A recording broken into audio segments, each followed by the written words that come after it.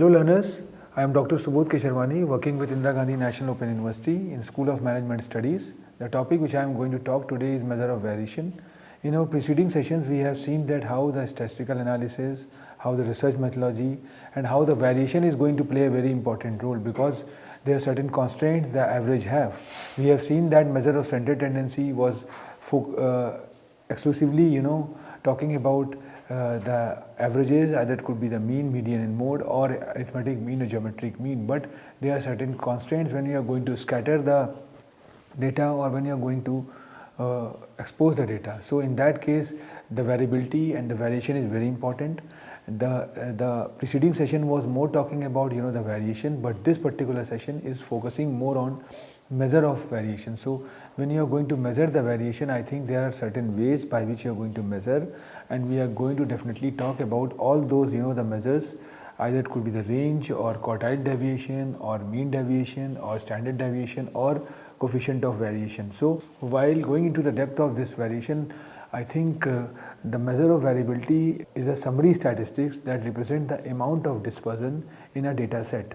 So how spread out, how you are going to spread out the values, and while measuring the central tendency, it describes the typical value, and measure of variability defines how far away the data points tend to fall from the center. So this is more analytical in nature and more more deeply talk about that. So we have talked about variability in the context of distribution of values. A low dispersion indicates that the data points tend to be clustered tightly around the center, and high dispersion signifies that they tend to fall further away. So in statistics, variability, dispersion and spreads are synonyms that denote the width of the distributions. Just as there are multiple measures of center tendency, there are several measures of variability. I think measure of center tendency, if we talk about, and we have seen in our preceding session that how the data is going to be spread out, and you are going into the depth of the individual characters rather than taking the average of that.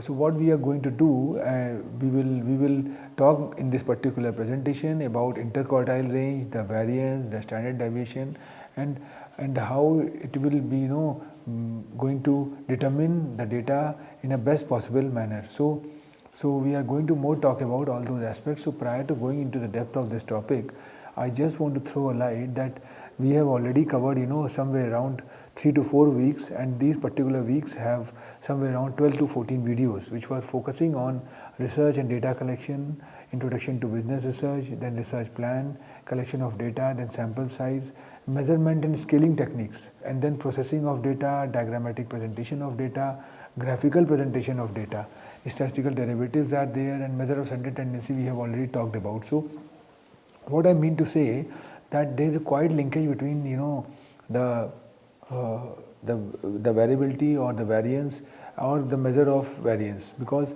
it's a chain. When you talk about statistics, it starts with the chain. We have seen that how the sampling is going to play a very important role and how the hypothesis is going to be helpful.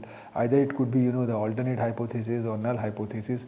And in our coming sessions, you will find out when we are going to do the trend analysis.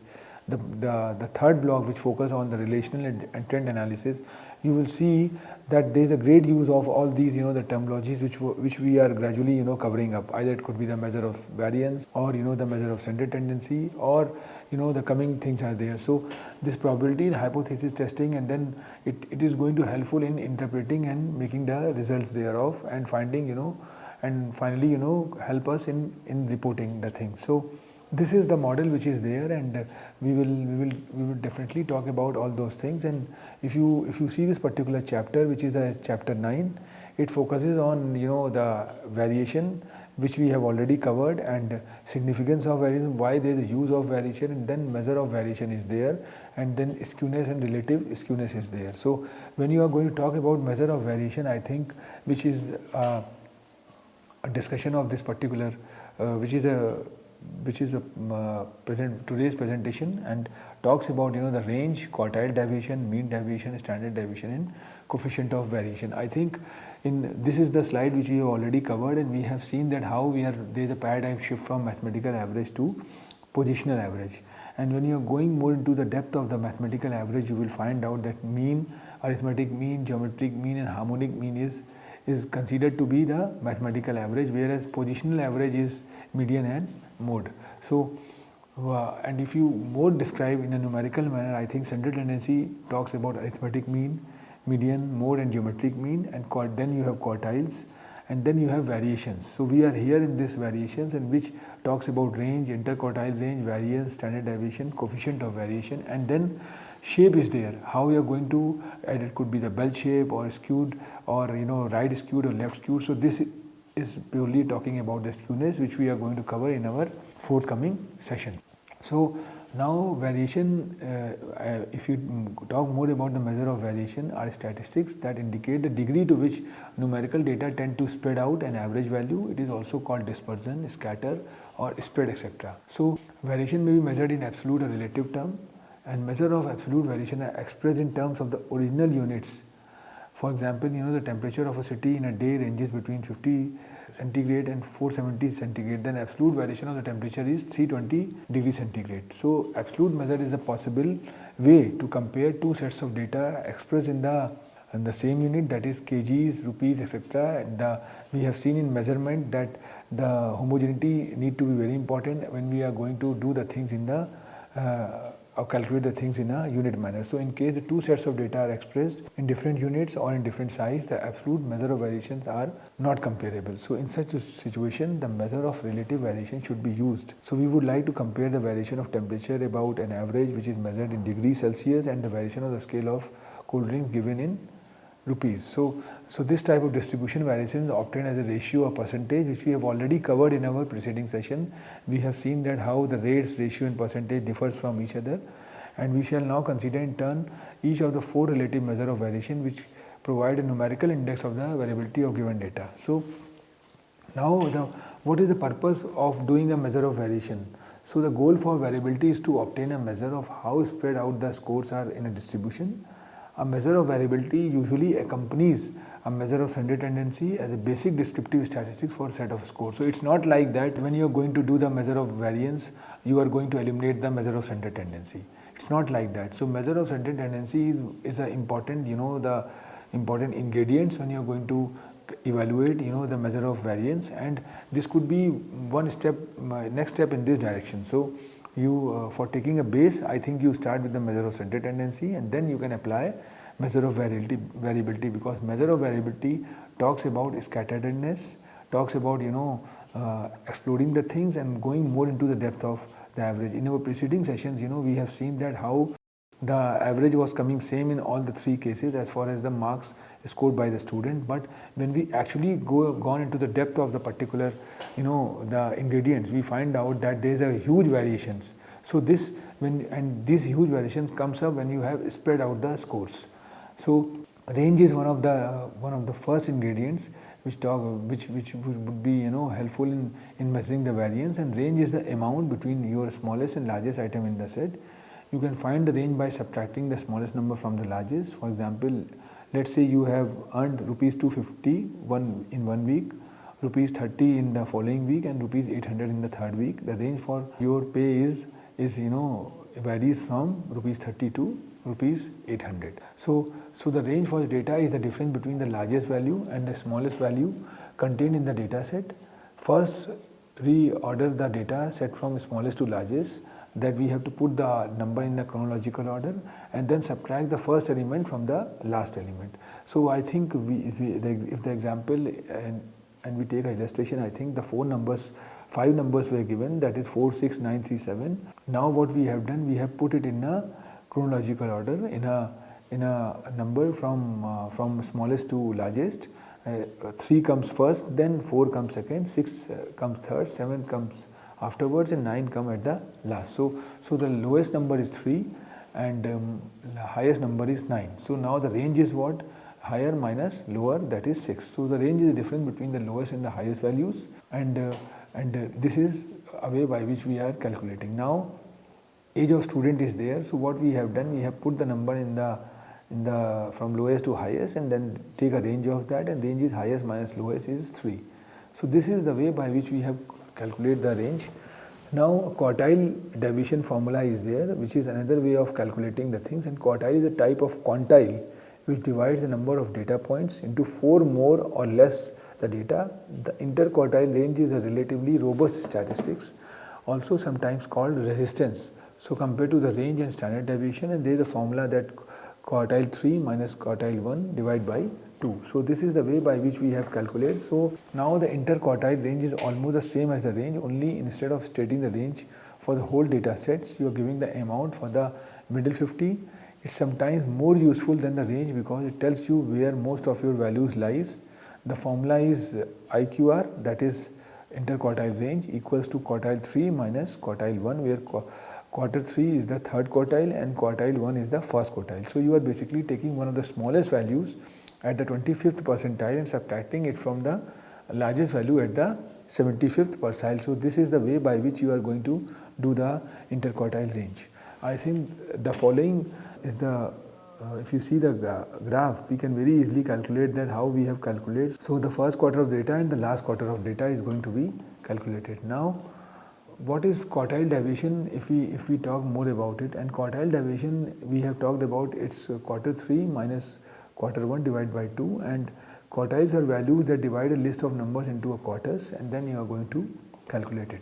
And what are the 4 quartiles? Generally the data is arranged from the smallest to largest. So first quartile is the lowest 25% of the number, and second quartile is between 25.1% and 50% up to the median, and third quartile is 51% to 75% up above the median, and fourth quartile is the highest 25% of the number. So that is the reason we take a difference of the fourth quartile from the first quartile and divide by 2. So the semi-internal quartile range, also called the quartile deviation, is a measure of spread. It tells you something about how data is dispersed around a central point, usually the mean. So now there are certain merits and demerits of quartile deviation, which can force us to apply the different methodologies which we are using. It can be easily calculated and simply understood. This is beauty of the quartile deviation. It does not involve much mathematical difficulties as it takes middle 50% terms. Hence it is a measure better than range and percentile range. It is not affected by extreme terms as 25% of upper and 25% of lower terms. And when you are going more into the depth of this quartile deviation, provides a shortcut method to calculate standard deviation using the formula 6 quartile deviation equals to 5 this, and in case we are dealing with the center half of a series, this is the best measure to use. So there are certain merits and there are certain demerits also. As Q and Q are both positional measures, hence are not capable of further algebraic treatment. That is very true. Calculation are much more, but the result obtained is not much of importance, and it is too much affected by fluctuations of samples. I think in our preceding sessions we have elaborately talked about the samples and how important the sample is, and there are certain methods by which the sampling is going to be done. Either it could be the random sample, which could be talk about the judgmental sampling, or the stratified sampling, or the random sampling, and on the other hand we have snowball sampling, which talks about the non-random sampling. So there is a use of sampling, and this is one of the way, and 50% term plays no role. First and last 25% terms ignored may not give reliable results. If the values are irregular, then result is affected badly, and we can't call it measure of dispersion as it does not show the scatterness around any average. So what we have observed that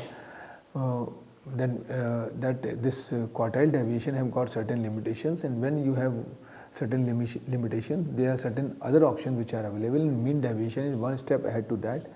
And this mean deviation gives information about how far the data values are spread out from the mean value, and this is the USP of the mean deviation. And there are certain advantages for using the mean deviation. The advantages of using mean deviation is that it is based on all the data values provided, and hence it will give a better measure of dispersion.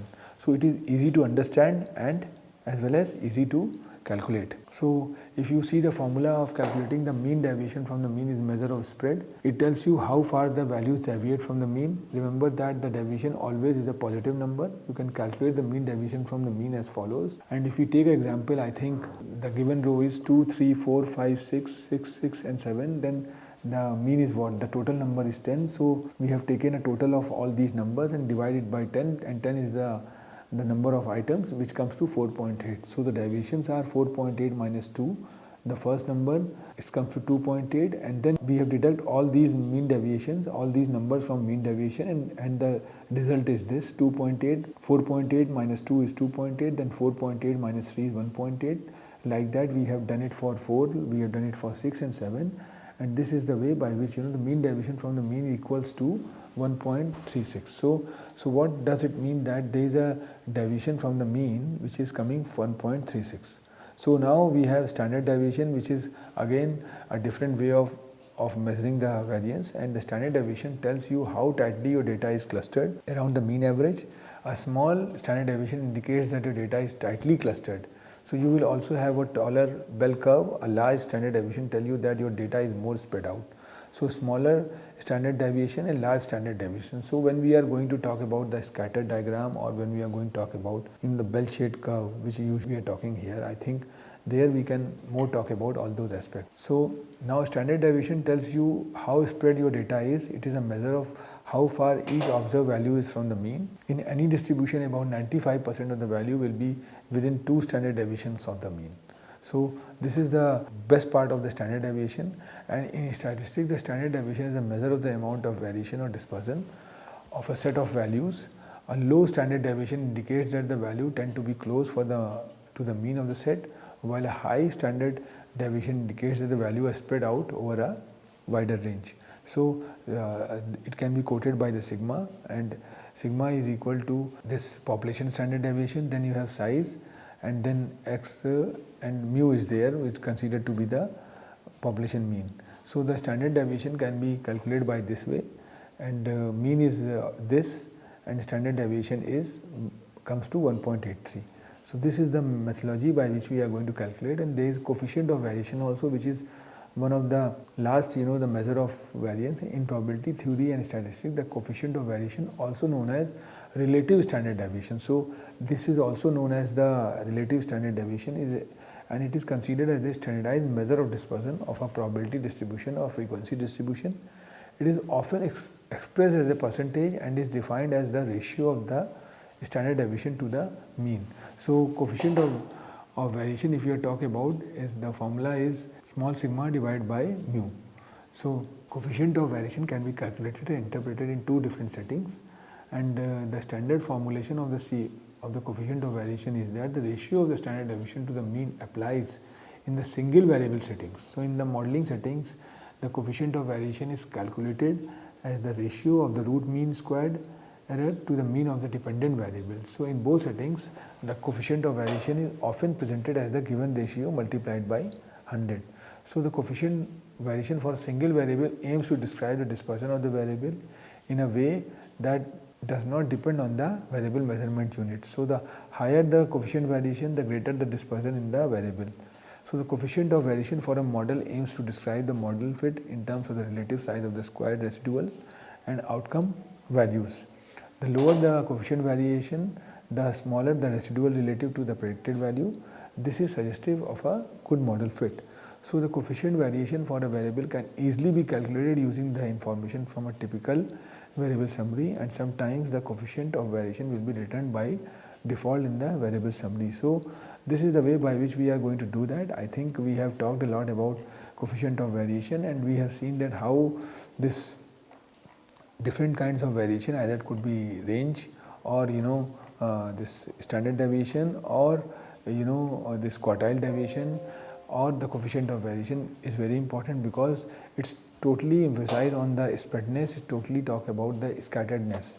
So I think this particular chapter, which was focusing on the variation, then talks about the measure of variation, and then finally we have a scatter diagram, which we are going to talk about in our coming sessions, and we will see that how important when you are going to evaluate the data, and how important the pictorial presentation is. We have seen in our preceding session that diagrammatical presentation of data and graphical presentation of data is also somewhat fruitful, but here this particular measure of variation can give you the trend analysis in a pictorial manner. So thank you, learners. In our coming sessions we are going to talk more about related to this particular chapter called measure of variation. Thank you very much.